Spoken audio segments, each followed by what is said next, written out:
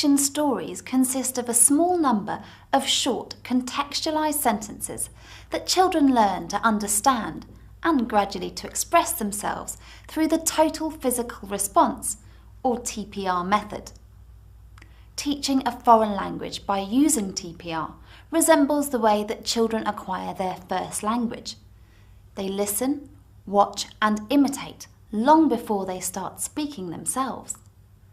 This multi-sensory processing of language takes place through the simultaneous activation of the child's visual, auditory and kinesthetic senses. This helps the child to gradually understand new language in a holistic way.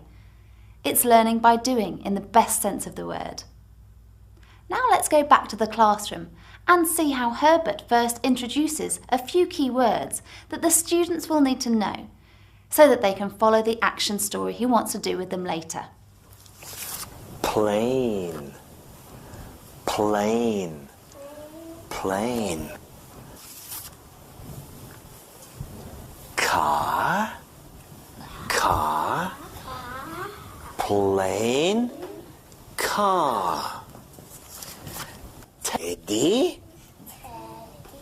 teddy, okay. Plane, car, teddy. Plane, car, teddy. Doll, doll.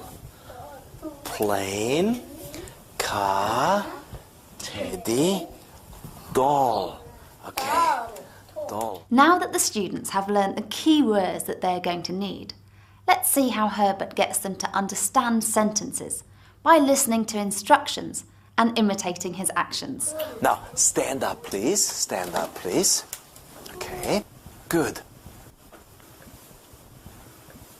Fly your plane. Fly your plane.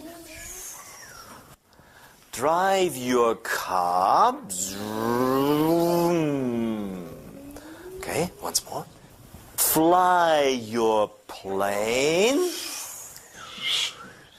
Drive your car. Vroom. Hug your teddy. Hug your teddy. Kiss your doll. Okay, once more. Fly your plane. Drive your car. Vroom. Hug your teddy. Kiss your doll. So that was the first phase of an action story.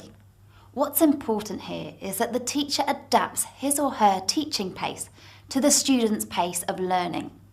In other words, the teacher introduces the sentences gradually and one after the other, and always repeats the previous sentence or sentences before introducing a new one.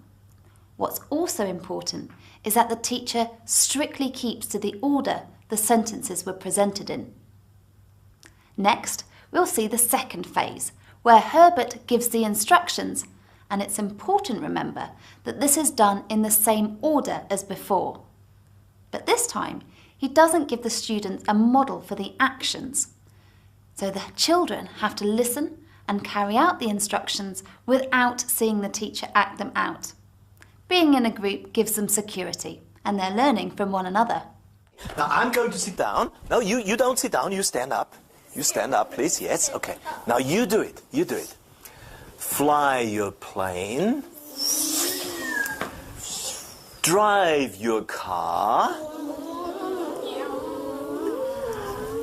Hug your teddy. Kiss your doll. Yes, good. So, what's next? Well, once the students are able to carry out the actions easily, it's now time for the third phase. As before, the students listen to the instructions and carry them out, but with one difference. This time Herbert changes the order of the instructions. And now, no, stand up. And now in jumbled order, jumbled order. Okay. Drive your car. Kiss your doll. Fly your plane. Hug your teddy. Kiss your doll. Fly your plane. Drive your car. Hug your daddy. Kiss your doll. Hug your teddy. Chantal, hug your teddy? Yes. Very good. Thank you. Sit down, please. As you can see, for the students, action stories are fun.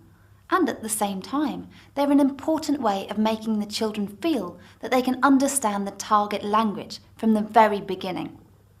The final phase is when students use a worksheet from their books as they listen to the same action story from the audio CD. Toys. An action story. Fly your plane.